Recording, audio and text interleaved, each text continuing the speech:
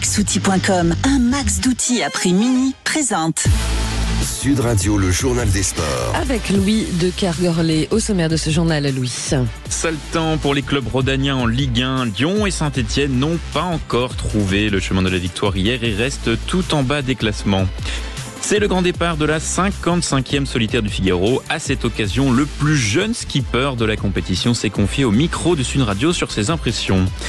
Et puis, y aura-t-il un effet JO dans la gouvernance sportive entre les turbulences à la tête du rugby, du tennis ou du foot? Il reste encore beaucoup à faire. Deuxième match et donc deuxième défaite pour Lyon face à Monaco. Si ce n'est que le début de la Ligue 1, les sirènes de la saison dernière commencent à ressurgir. Oui, et plus que les défaites contre deux bonnes équipes du championnat que sont Rennes et Monaco, c'est la manière qui inquiète. Très peu d'occasions dans le jeu, aucun but marqué en 2 journées, une certaine friabilité défensive qui montre un visage parfois inquiétant d'une équipe très instable aussi financièrement. Mais malgré cette défaite 2-0 face à Monaco, n'allez pas parler d'inquiétude à l'entraîneur lyonnais Pierre Sage en conférence d'après-match. Pas forcément inquiet des résultats, je suis plus inquiet des performances qui ont généré ces résultats-là. Et aujourd'hui, mon devoir, c'est de faire évoluer ces choses-là, de faire en sorte que l'équipe joue mieux. Et aujourd'hui, il n'y a pas eu d'évolution alors que c'était un des enjeux de ce match-là. Donc on a loupé ce virage-là. Maintenant, on se doit bien évidemment de rester ensemble, de rester focus sur le travail et faire en sorte que les choses évoluent. Car il n'y a que nous qui avons les ressources aujourd'hui. Les Lyonnais qui vont devoir se reprendre la semaine prochaine face à Strasbourg, car ensuite ce sont 2 gros matchs qui les attendent, à Lens et à Marseille. Voilà, puis ça va pas beaucoup mieux de l'autre côté du Rhône, puisque Saint-Etienne s'est aussi incliné face au Havre. Alors c'est vrai que l'on avait laissé les Havrais largement défaits la semaine dernière face au PSG, 4-1, mais ils se sont bien repris en disposant des Stéphanois 2-0. Là aussi, aucun but marqué et instabilité ne font pas la recette idéale pour un retour en Ligue 1 qui s'annonce plus compliqué que prévu pour les Verts. Une statistique illustre bien leur inefficacité. Ils ont tenté hier 19 frappes sans trouver le fond des filets. Eux aussi devront se reprendre la semaine prochaine face à une équipe lilloise en très grande forme et qui s'est imposée hier 2-0 face à Angers. Voilà, et au programme ce dimanche, Louis. On commence avec un Lens-Brest à 15h, ensuite Strasbourg-Rennes, Nantes-Auxerre, Nice-Toulouse à 17h et Marseille-Reims à 20h45 pour clore cette 2e journée. Voilà, puis ce dimanche c'est aussi le départ en voile de la 55e édition de la solitaire du Figaro.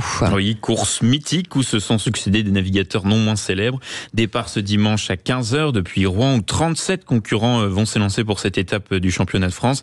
Et parmi eux, un petit nouveau qui va tenter de se frayer une place parmi les navigateurs les plus chevronnés de cette édition.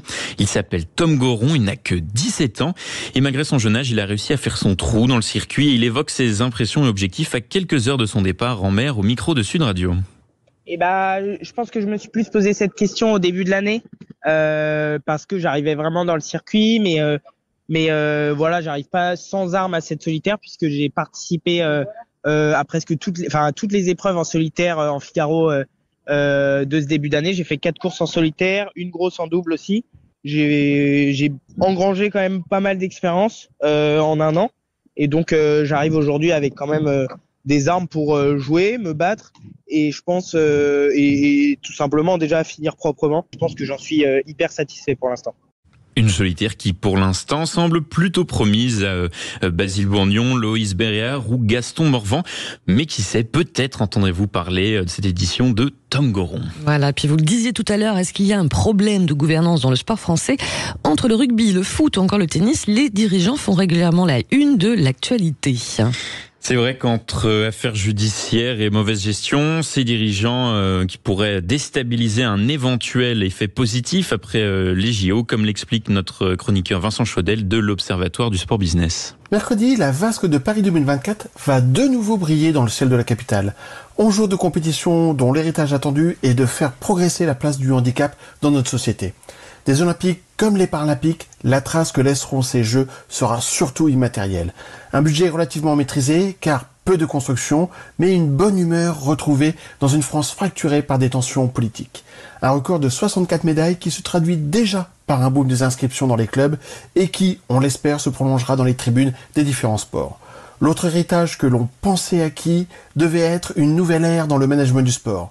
Certes, il y a eu la création de l'Agence nationale du sport, la fin du système Le Graët ou la porte dans les sports majeurs comme le football ou le rugby. Mais force est de constater qu'il y a encore matière à réformer, voire plus. Que dire de l'audit social ravageur pour l'équipe dirigeante de la Fédération de tennis ? Les affaires du monde de l'Ovalie, qu'elles soient tragiques avec la disparition d'un jeune joueur en stage ou pénales avec les 2 internationaux accusés de viol en Argentine, auquel il convient maintenant d'ajouter une motion de défiance contre le président de la Fédération. Quant au football, après le fiasco de l'appel d'offres des droits télé, les révélations lors de la mission d'information du Sénat autour de l'affaire CVC, ce sont désormais les failles de la gouvernance de la LFP qui apparaissent au grand jour. Si les Jeux de Paris 2024 peuvent être considérés comme déjà réussis, leur héritage comporte de nombreux défis pour le prochain ministre.